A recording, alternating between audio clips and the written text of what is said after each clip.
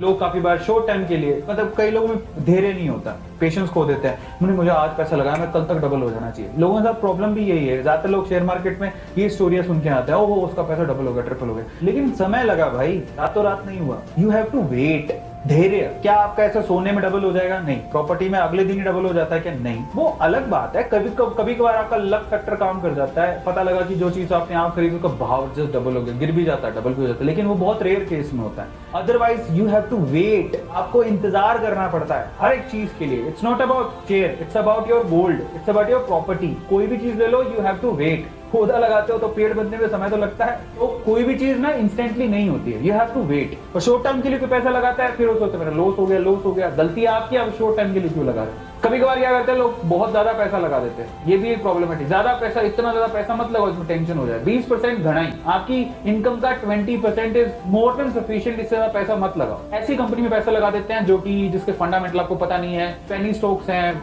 मालूम नहीं है वो कंपनी कैसे परफॉर्म करेगी, किसी ने बता दिया, आपने लगा दिया, रिसर्च भी नहीं करी। एक ही कंपनी में पैसा लगाने भी गलती होती है, बहुत लोग एक ही कंपनी में पैसा लगा देते हैं, वो भी गलत बात है।